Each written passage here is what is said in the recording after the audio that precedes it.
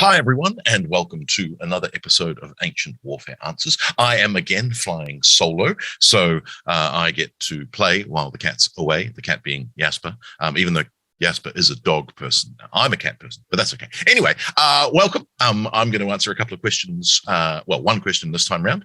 And remember, of course, that you can support Ancient Warfare Answers and the Ancient Warfare podcast by becoming a Patreon. Now, we've got 3 levels of patronage, which are Legionarius, Optio, and Centurion. Those are different levels. One of them, you can get a digital copy of the magazine, and the other, you can get a physical copy of the magazine, and, of course, support the podcast at the same time. Now, the question that I am going to answer today has been posed, and I've compiled this big list of questions. So it's the one that says, why didn't the Persians react faster and more decisively against the troops sent by Philip II of Macedon into Asia Minor in 336 BC under Parmenion to free the Ionian Greeks? And that's from Andreas. Now, the main reason for that is that the satrapies of the Persian Empire in their tens, 47, I have the number hitting, but that might not be correct.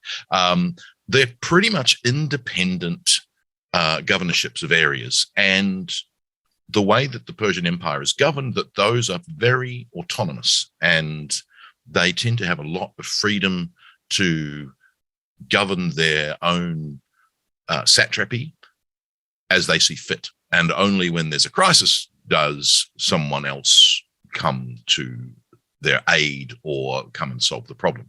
And so what you've got in the end of the Peloponnesian War from 413 is Tissaphernes becomes the satrap of Ionia and Lydia, and he helps Lysander the Spartan win the Peloponnesian War, basically by funding a Spartan fleet, which is able to defeat the Athenian fleet at the end of the Peloponnesian War. So that's very independent. Probably, of course, Tissaphernes is telling Darius II what's going on. So there's probably some communication. And then, of course, when Artaxerxes II becomes king, his brother Cyrus, who famously leads a revolt against Artaxerxes II and gets defeated at the Battle of Cunaxa in 401 BC, he's the satrap of Lydia.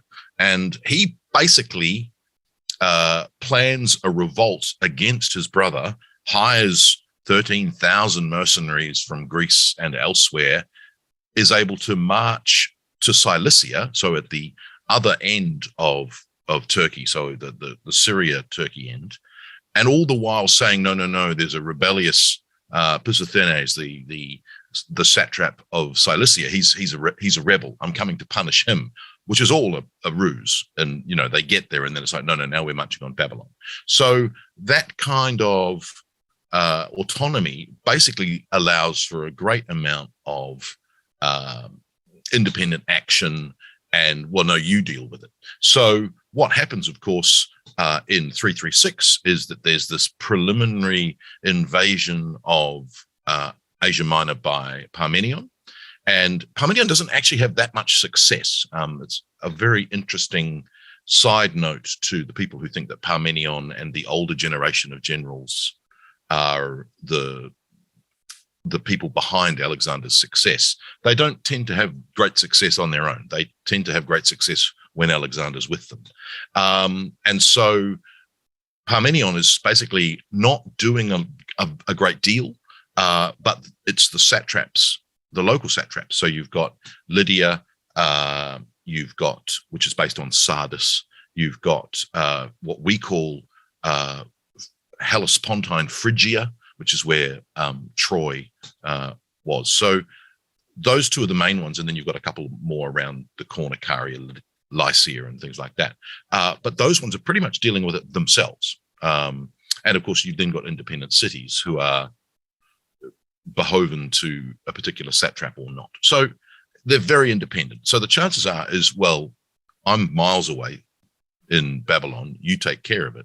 So probably there's a great deal of communication back and forth about what's going on, and don't worry, I'll deal with it. Because, of course, the other thing is that these are, generally speaking, Persian noblemen who are, full of pride. They have their own troops. They have their own wealth.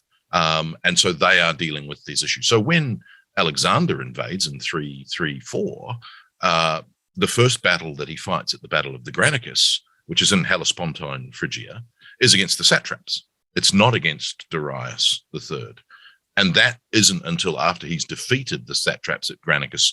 Then he goes on to take most of the cities on the coast and is marching, through the Cilician gates into Cilicia, takes Tarsus, then moves on to the Battle of the Issus, which is when Darius has come to meet him in battle. So it's not until the crisis has reached sort of for lack of a better term, a crisis point, that the great king becomes involved. The other aspect, of course, is that they has to muster a vast amount of troops from all over the rest of the empire to be able to deal with that issue. And of course, from that point on, you've got the issue that Darius is defeated. He retreats to Babylon. Alexander doesn't follow him. Alexander goes down to Egypt. And again, you've had a revolt in Egypt prior to Alexander's expedition, which is again about the independence of the satrapy, but also the distance between Babylon and the far edges of the empire, that they're such a long way away that the sort of the catching up in governmental administrative terms is going to take quite a lot of effort. And so those sort of independent aspects to it are sort of exacerbated by that. The other thing to remember, going back to Cyrus's rebellion in 401, is that the satraps, not only are they Persian noblemen who are full of pride and their own independence and wealth, they're also looking to get one up on each other. And so there's a huge amount of informing going on. So we know, for instance, that Tissaphernes tells Artaxerxes that Cyrus is rebelling. We get told that Pisistrates, the satrap of Cilicia, also plays both sides. So he tells Artaxerxes that there's a rebellion, and he fights alongside Cyrus. So he's got troops in Cyrus's army, and he allows his children to be hostages, so that if it goes one way, he's loyal. If it goes the other way, he's loyal. So that's the other aspect of, if we were going to put it into a theoretical, we would call it checks and balances of other politicians keeping an eye on you, basically. And the most interesting thing, of course, is that when Alexander conquers Darius III at the Battle of Gaugamela in 331, the satrapies are kept in place. So it's obviously a very effective system of governing what is a vast empire. And so when they have the system of independence, it works most of the time. So we go, oh, but it didn't work then and it didn't work then. But when you look at the history of the Persian Empire, it didn't work on 3 or 4 occasions in the span of several hundred years. So obviously those 2 or 3 occasions led to huge losses and the eventual destruction of the empire. But for the most part and for the most of the time, those systems worked, and the satrapies did keep an eye on one another, did behave independently, and were able to, govern their localities effectively. And that extends all the way back to the Ionian Revolt, which is again the Ionian cities revolt from the satraps, and the satraps are dealing with them rather than it being a Persian Empire kind of response. So there's all sorts of things going on, even from the perspective of the satraps themselves being trusted by the king to deal with the issue. And so that's a really interesting way of showing loyalty and showing trust in your noblemen. So all of those sorts of things are in play. And that's why when Parmenion invades, of course, they don't have hindsight. They don't see that this is the precursor to another bigger invasion. Why would it be? Hasn't happened yet. Then when Alexander invades, the same story. They don't know he's going to be as successful as he was. He wins at the Battle of Granicus, then begins an unstoppable advance. That's when the Persian king responds. But up until that point, it was a satrap and a local satrapy kind of issue. satraps joining together can field vast numbers of troops.